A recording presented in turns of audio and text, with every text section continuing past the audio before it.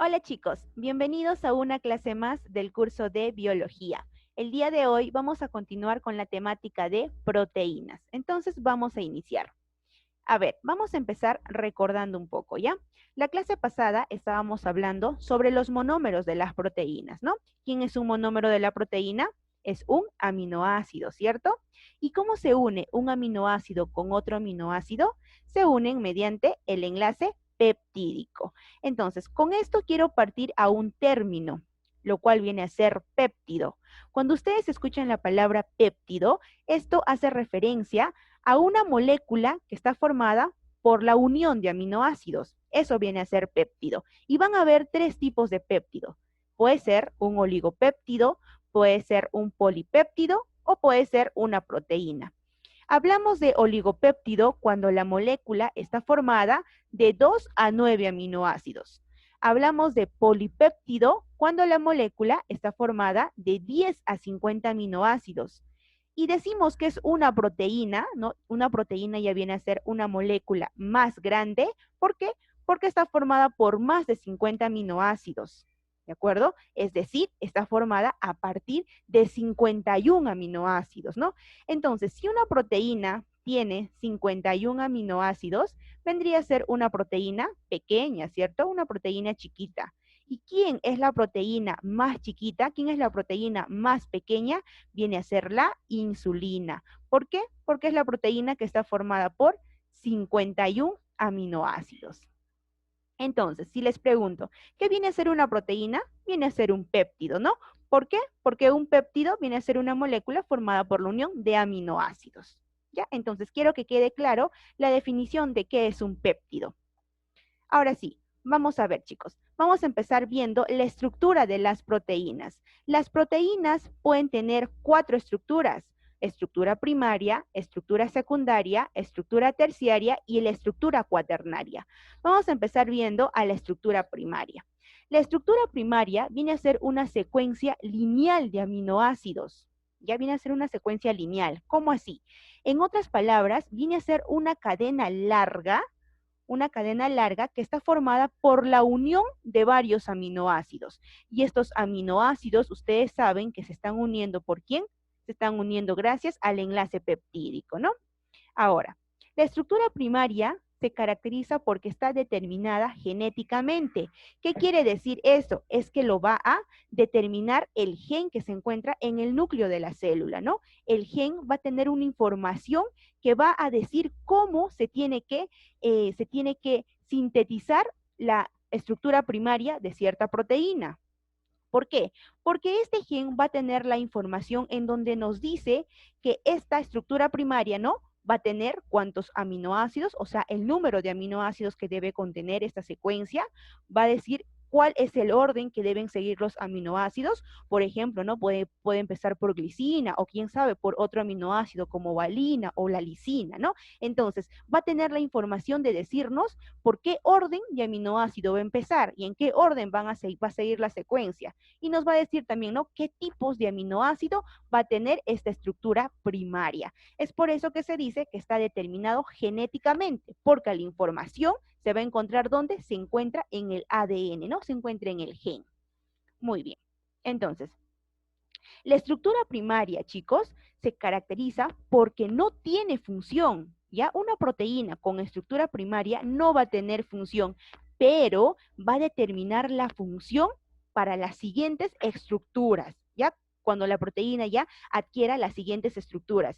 Y además también determina la especificidad de las proteínas. Entonces, ¿la estructura primaria tiene función? No, aún esta proteína no tiene función, pero esta estructura primaria sirve de molde, sirve de base para que se formen las demás estructuras. ¿De acuerdo? Ahora, chicos, ¿dónde se sintetiza la proteína? ¿Dónde? A nivel de los ribosomas, ¿no? ¿Qué son los ribosomas? Son organelos. A ver, vamos a recordar un poquito de célula. Miren, aquí tenemos una célula. Entonces, miren, la célula básicamente está constituida por ¿cuántas partes? 3 partes, ¿no? La membrana celular, tenemos el citoplasma, donde están contenidos los organelos, y tenemos, ¿qué cosa? El núcleo, ¿no? El núcleo que contiene el nucleolo, donde se encuentra la información genética.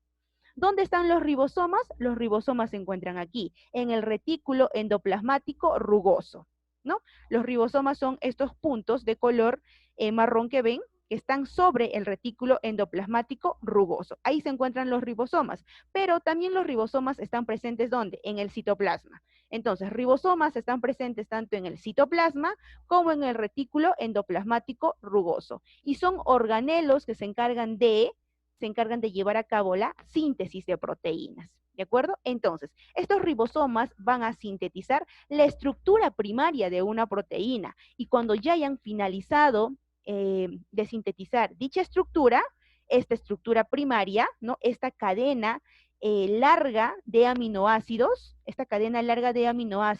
va a ser liberada o expulsada ¿dónde? Al citoplasma.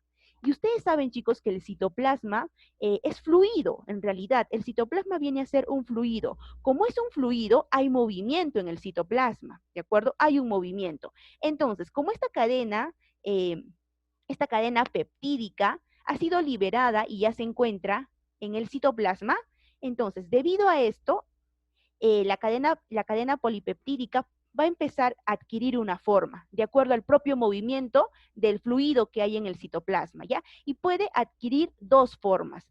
Puede empezar a dar giros hacia la derecha y adquirir esta forma que estoy dibujando, o puede también adquirir una forma en zigzag, ¿de acuerdo?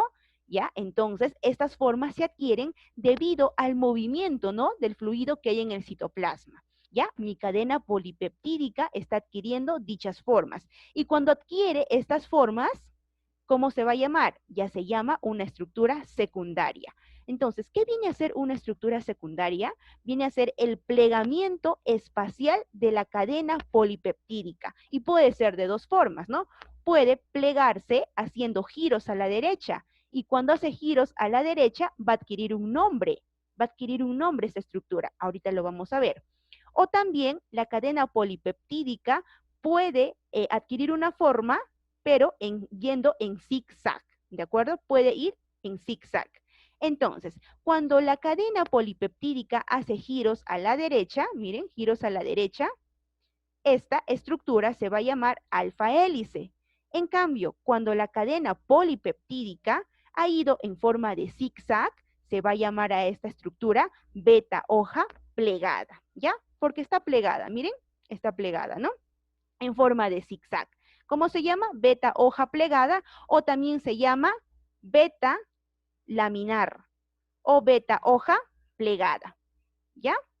Entonces, chicos, ahora, como estas cadenas polipeptídicas están como enrolladitas, ¿no? Están enrolladitas. De acuerdo también al propio movimiento que hay en el citoplasma, ¿no? Por el fluido, de acuerdo a ese movimiento del fluido, estas cadenas polipeptídicas pueden desenrollarse. Entonces, para que no suceda esto, para que no se desenrollen, tienen que estar fijadas, ¿cierto? Esta cadena polipeptídica tienen que estar fijadas. Entonces, ¿por quién se van a fijar? Se van a fijar por los puentes de hidrógeno que van a estar aquí, yendo de un aminoácido a otro aminoácido. Y de esta manera, ¿no? La estructura secundaria va a quedar fija, ya no va a poder desenrollarse. Ya no va a poder desenrollarse. Entonces, gracias a quién se fija la estructura secundaria, gracias a los puentes de hidrógeno, ¿no? Que van a ir de un aminoácido hacia otro aminoácido de la cadena polipeptídica. Ahora, hay otro caso también, chicos, en que esta cadena polipeptídica, una vez que está en el citoplasma, adquiera una forma que no sea alfa hélice ni tampoco sea una forma de beta hoja plegada, ¿no? Es decir, adquiera una forma indeterminada o es que no tenga una forma, ¿cierto? Entonces, cuando la cadena polipeptídica no tiene forma o no tiene una forma definida, se le va a llamar al azar. Se va a llamar un plegamiento al azar o también llamado plegamiento de random Colli. ¿Por qué? Porque esta cadena polipeptídica no tiene forma, ¿no? O su forma no está determinada. Y puede ser así, ¿no? Que no tiene una forma determinada. ¿Cómo se llama? Plegamiento al azar o también denominada como random Colli. Entonces, en la estructura secundaria tenemos tres tipos, ¿no? tenemos cuando la cadena polipeptídica adquiere la forma de alfa hélice o adquiere la forma de beta hoja plegada o adquiere una forma indeterminada, ¿no? Que se llama al azar o de random coli. Muy bien. Ahora, chicos, tenemos que saber que tanto en la estructura primaria como en la estructura secundaria, la proteína no tiene función, ¿ya? No va a tener función. Mi proteína, tanto en estructura primaria como en estructura secundaria, no va a tener función. Si yo les pregunto, chicos, si les pregunto, ¿cuáles son los enlaces que van a ver en una estructura secundaria? ¿Qué enlaces van a ver? Los puentes de hidrógeno, pero también, ¿qué cosa? Los enlaces peptídicos que vienen de una estructura primaria, ¿cierto? En cambio, si les pregunto, ¿cuál viene a ser el enlace característico de una proteína con estructura primaria? Solamente es el enlace peptídico. Pero si les digo cuál es el enlace característico de una estructura secundaria, van a ser uno, los puentes de hidrógeno y también el enlace peptídico, ¿ya? Que viene ya de una estructura primaria. Ahora vamos a continuar viendo la estructura terciaria. La estructura terciaria viene a ser el plegamiento definido y compacto de las cadenas polipeptídicas que vienen de la estructura secundaria. ¿Cómo así? Es que aquí, chicos, se van a unir entre estructuras secundarias, ¿ya?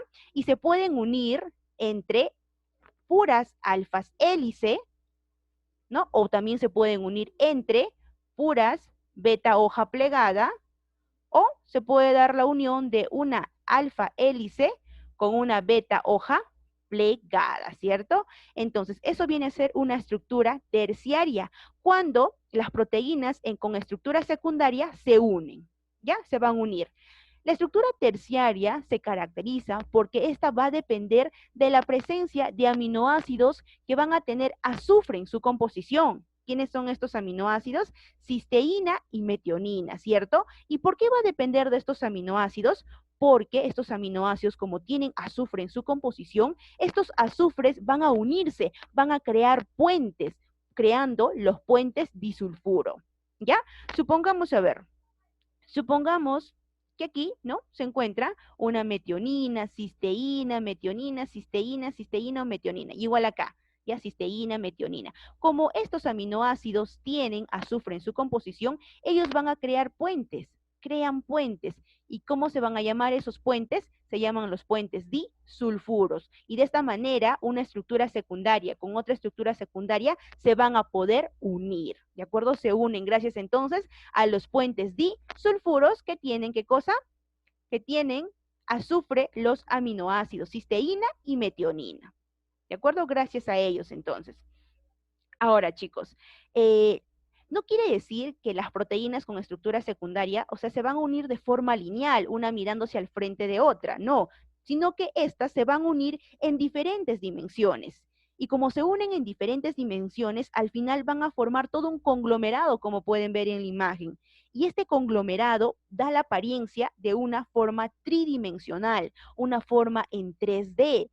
Ah, y cuando la proteína adquiera una forma tridimensional, ahí sí va a tener función, ¿de acuerdo? Entonces, la proteína, chicos, cuando ya adquiera una forma en 3D, una forma tridimensional, recién va a adquirir función, va a adquirir ya una forma definida y también adquiere función, ¿ya? Si la proteína no llega entonces a tener una forma tridimensional, no va a tener función. Tiene que adquirir dicha forma para tener sí o sí función, ¿ya? Entonces, ¿cuál viene a ser aquí el enlace característico de la estructura terciaria, ¿no? Los puentes disulfuro, es el principal. Pero ustedes saben que también hay otros enlaces que vienen tanto de la estructura primaria como de la estructura secundaria. ¿Cuáles son? Tenemos al enlace peptídico, ¿no? Que viene de la estructura primaria. Y también tenemos a los puentes de hidrógeno que viene de la estructura secundaria. Aparte de estas fuerzas, chicos, aparte de estas fuerzas, de estos enlaces, también hay otros enlaces o fuerzas llamadas también, fuerzas o enlaces, que son unos enlaces unas fuerzas débiles, digamos así. Son fuerzas débiles que también están ayudando a formar la estructura terciaria, ¿ya? Para que esta estructura sea más definida y sea más compacta. ¿Qué fuerzas débiles tenemos? Están aquí.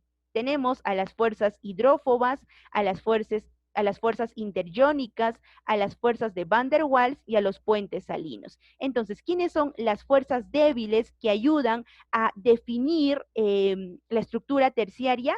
¿Ya? Son todas estas que están de color roja. Si estos son las fuerzas débiles, estos serán, ¿qué cosa? Las fuerzas fuertes, ¿no? Los puentes disulfuro. Los puentes disulfuro van a ser las fuerzas fuertes de la estructura terciaria. Y las fuerzas hidrófobas, las interjónicas, las de Van der Waals y las salinas, los puentes salinos, perdón, van a ser las fuerzas débiles que van a estar ayudando a la fijación de mi estructura terciaria. ¿Ya? La estructura terciaria. Acuérdense que esta estructura terciaria tiene que adquirir, ¿no?, una apariencia o una forma tridimensional para que recién adquiera función. Por último, vamos a ver qué cosa, la estructura cuaternaria.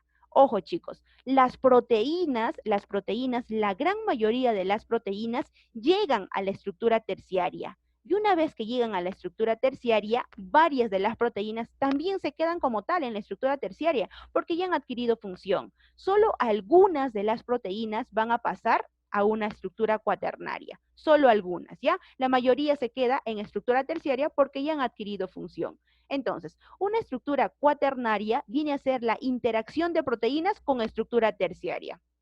¿Ya? Entonces, miren, aquí tenemos una proteína con estructura terciaria, ¿ya? Que se van a unir entre ellas, ¿no? Van a interaccionar. ¿Y cómo se llama a una proteína terciaria? En este caso, cuando se unen entre ellas, se le conoce también como protómero. ¿Qué es un protómero? Es una proteína con estructura terciaria, ¿ya? No es otra cosa.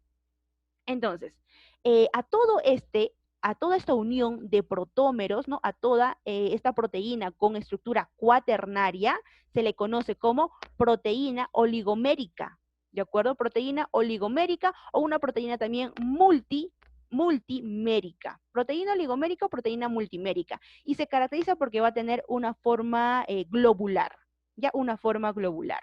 Ahora, chicos, ustedes saben que los protómeros son proteínas con estructura terciaria, ¿no? Por lo tanto, ya aquí en este protómero hay enlaces que vienen tanto de estructura primaria, estructura secundaria y estructura terciaria, ¿no? Entonces, ¿pero cómo se van a unir un protómero con otro protómero? Se van a unir mediante los puentes de hidrógeno también, que igual que la estructura secundaria, sí, también. Los puentes de hidrógeno, chicos, entonces va a servir para unir un protómero con otro protómero, ¿ya? Entonces, si yo te pregunto, ¿cómo se llama el enlace que une un protómero con otro protómero? Viene a ser los puentes de hidrógeno, ¿cierto? Pero si te pregunto, los puentes de hidrógeno que están que se encuentran entre aminoácido y aminoácido de la cadena polipeptídica, ¿a qué estructura hace referencia? ¿A una estructura secundaria o a una estructura cuaternaria? A una estructura secundaria, ¿no? Puente de hidrógeno que está entre un aminoácido y otro aminoácido de una cadena polipeptídica corresponde a una estructura secundaria, pero si te digo puente de hidrógeno entre protómeros, hace referencia a una estructura cuaternaria, ¿no? Ojo con eso también. Ahora, chicos, ¿cuáles son las proteínas que adquieren una estructura cuaternaria? Por ejemplo, tenemos a la hemoglobina, a la hemocianina, a los anticuerpos y a las lactoglobulinas, ¿ya? Son 4 proteínas que van a llegar a formar una estructura cuaternaria. Muy bien. Ahora vamos a ver la clasificación de las proteínas. A las proteínas las vamos a clasificar siguiendo 2 criterios. Uno, por su forma y el otro por su composición. Vamos a empezar clasificándolas por su forma. Tenemos a las proteínas fibrosas y a las proteínas globulares. Las proteínas fibrosas que se caracterizan porque van a tener una forma alargada, es decir, una forma fusiforme, ¿ya? Forma fusiforme o alargada. En cambio, las proteínas globulares van a tener una forma más o menos redondeada, ¿no? O una forma esférica también llamada.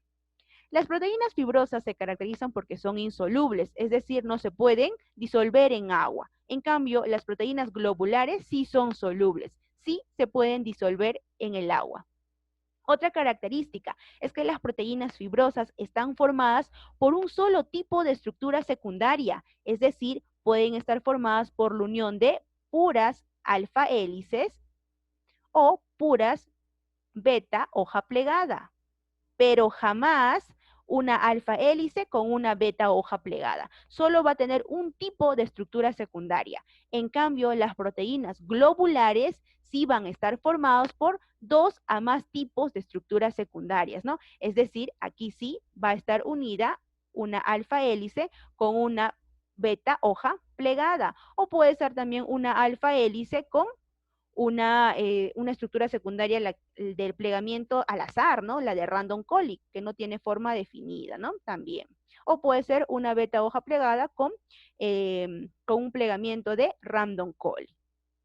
¿Ya? Otra característica es que las proteínas fibrosas van a tener función de tipo estructural, ¿no? Ustedes ya saben que proteínas cumplen función estructural. En cambio, las proteínas globulares van a tener la función de cumplir cualquier tipo de función, ¿ya? Puede ser una función enzimática, una función de transporte, una función hormonal, una función de reserva, una función de defensa, ¿ya? Cualquier tipo de función. Ahora, ¿qué ejemplos tenemos dentro de proteínas fibrosas? ¿No? Vamos a tener entonces proteínas que están cumpliendo una función estructural, ¿no? Por ejemplo, ¿no? La queratina, ¿no? Que se encuentra a nivel de la piel y faneras. Tenemos al colágeno, a la elastina y a la fibrina. En cambio, en las proteínas globulares, ¿qué ejemplos vamos a tener? Vamos a tener a todas las que no están incluidas en la clasificación de la función estructural, ¿cierto? Pero hay 2 proteínas que están cumpliendo una función estructural, pero que son proteínas globulares, como por ejemplo las histonas y la tubulina. Son proteínas que están cumpliendo función estructural, pero son proteínas globulares, ¿ya? Son 2 proteínas que son la excepción. De más proteínas tenemos a la actina, ¿no? Que está cumpliendo función de movimiento. También ahí estará la miosina, la tropomiosina, ¿no? También tenemos a proteínas que están cumpliendo un papel de defensa, como los anticuerpos, los interferones. Tenemos proteínas que cumplen función hormonal, como la insulina, el glucagón, la oxitocina, la prolactina, ¿no? La caseína, que está cumpliendo una función de reserva a nivel de la leche. Tenemos a la hemoglobina, que está cumpliendo una función de transporte, a la mioglobina, ya, a la hemeritrina, a la hemocianina, ¿no? Y tenemos también a las proteínas que están cumpliendo una función de catalizadores, ¿no? ¿Qué tipo catalítica? Como las enzimas, por ejemplo. Entonces, ahí tenemos a la clasificación de las proteínas de acuerdo a su forma. También vamos a clasificar a las proteínas de acuerdo a su composición y la vamos a clasificar también en 2. Tenemos a las proteínas simples y a las proteínas conjugadas. Las proteínas simples que se caracterizan porque están formadas solamente de aminoácidos. En cambio, las proteínas conjugadas están formadas de aminoácidos más un grupo prostético. ¿Y qué viene a ser un grupo prostético? Un grupo prostético puede ser un glúcido, puede ser un lípido, puede ser un grupo EM, puede ser un metal, un grupo fosfato, etc. Es decir, un grupo prostético va a ser cualquier molécula que sea diferente a un aminoácido. ¿Por qué? Porque si el grupo prostético fuera un aminoácido, tendríamos aminoácido más aminoácido, ¿no? Y si es aminoácido más aminoácido, sería una proteína simple, porque está formada solo de aminoácidos. Es por eso que el grupo prostético es cualquier molécula, pero que sea diferente a un aminoácido. Entonces, tenemos otra característica de las proteínas simples. Por ejemplos, ¿no? Tenemos los ejemplos. Están aquí, ¿quiénes? Las tubulinas, que solamente están formadas por aminoácidos, las albúminas, la queratina, la elastina, el colágeno y las histonas. En cambio, ejemplos de proteínas conjugadas tenemos las hemoproteínas. Las hemoproteínas son proteínas que van a tener como grupo prostético al grupo heme. Y el grupo heme, chicos, se caracteriza porque en el centro va a tener ¿a quién? Al átomo de hierro. ¿Ven? Este es un grupo heme. Este grupo heme en su centro va a tener al átomo de hierro. ¿de acuerdo? Por eso se caracteriza un grupo hemo, porque tiene en su centro al átomo de hierro. Ejemplos de hemoproteínas, tenemos a la hemoglobina, a los citocromos, la miosina, también está la hemeritrina, la hemocianina también, ¿ya? La hemoglobina, la mioglobina también está aquí. Siguiente ejemplo de proteína conjugada tenemos a las metaloproteínas. Las metaloproteínas van a tener como grupo prostético a quién? A un metal, ¿no? Su propio nombre lo dice, a un metal. Entonces, ustedes me preguntarán, ¿no? Miss, pero las hemoproteínas, ¿no? En el grupo N hemos visto que tiene al hierro como como un grupo central, ¿no? Como un átomo central. Y el hierro también es un metal. Por lo tanto, ¿una hemoproteína puede ser una metaloproteína? La respuesta es sí. Una hemoproteína puede ser una metaloproteína. ¿De acuerdo? Porque el grupo M, ¿no? Que pertenece a las hemoproteínas, tiene al hierro, que es un metal, como su átomo central. Entonces, también las hemoproteínas son metaloproteínas. Ejemplo de metaloproteínas tenemos a la hemocianina. La hemocianina que va a tener como metal ¿a quién? Tiene al cobre, ¿no? Ya lo vimos, al cobre. La insulina que va a tener al metal ¿a quién? Tiene al zinc, ¿no? La insulina entonces tiene al zinc y la hemocianina tiene al cobre, ¿no? Ya lo vimos. ¿Qué es la hemocianina? Es una proteína de transporte, ¿no? Que está a nivel de los crustáceos, que está a nivel de los insectos, ¿no? De los artrópodos. Muy bien. Siguiente proteína conjugada tenemos a las glucoproteínas. Las glucoproteínas van a tener como grupo prostético a un glúcido. Ejemplo, tenemos a los anticuerpos, al interferón, a la mucina, ¿no? Más que todo son proteínas de defensa, ¿cierto? La mucina, creo que no les había mencionado, pero la mucina es una proteína importante también de defensa que está a nivel de las secreciones salivales, a nivel de las secreciones del moco, ¿ya? Siguiente proteína conjugada tenemos a la fosfoproteína. Las fosfoproteínas van a tener como grupo prostético a un grupo fosfato. ¿Ya? Por ejemplo, tenemos a la caseína, que es una proteína de reserva que está a nivel de la leche, ¿no? Tenemos a la vitelina, que es una proteína que está nutriendo al embrión. Siguiente proteína conjugada, tenemos a las lipoproteínas. Las lipoproteínas van a tener como grupo prostético ¿a quién? A un lípido. Por ejemplo, tenemos a la HDL y a la LDL. ¿Ya? La HDL, que es una lipoproteína de alta densidad. En cambio, la LDL es una proteína de baja densidad. ¿Por qué se llama HDL, no? Así LDL. Son siglas en inglés, ¿ya? Por ejemplo, la HDL, como es una proteína de alta densidad, es la High Density Lipoprotein. Y la LDL también son siglas en inglés. Es la Low, ¿no? De bajo, Low Density Lipoprotein. ¿De acuerdo? Entonces, lipoproteína de alta densidad, HDL. Lipoproteína de baja densidad, LDL. Y estas lipoproteínas, ¿qué función tienen a nivel de nuestro cuerpo?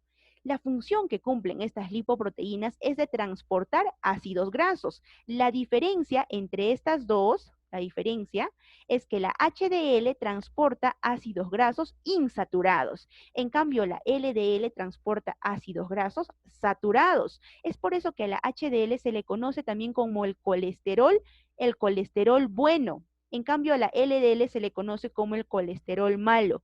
¿Por qué? Porque la HDL, como ven aquí, esto sería la lipoproteína HDL, recoge toda la grasa que se encuentra a nivel de los vasos sanguíneos, ¿no? Y lo lleva al hígado para que pueda ser metabolizado. En cambio, la LDL, que está transportando ácidos grasos saturados, es una lipoproteína que aparte de estar transportando, ¿no? Estos ácidos grasos, deja parte de los ácidos grasos. ¿Dónde lo deja? Lo deja a nivel del vaso sanguíneo, ¿no? Y estos ácidos grasos se pegan. ¿En dónde? Se pegan a nivel de las paredes de los vasos sanguíneos. Entonces, la LDL es considerado un colesterol malo porque está dejando ácidos grasos saturados a nivel de los vasos sanguíneos. Pero viene el HDL y tiene que limpiar, ¿no? Lo que ha dejado la LDL. Es por eso que se le considera el colesterol bueno, ¿ya? Esto puede ser pregunta. Entonces, colesterol bueno, HDL, y colesterol malo, la LDL. Muy bien, chicos. Entonces, eso sería todo con respecto a las estructuras de las proteínas y también, ¿no? Hemos visto la clasificación de las proteínas. Ahí estaríamos concluyendo con proteínas. Eso sería todo.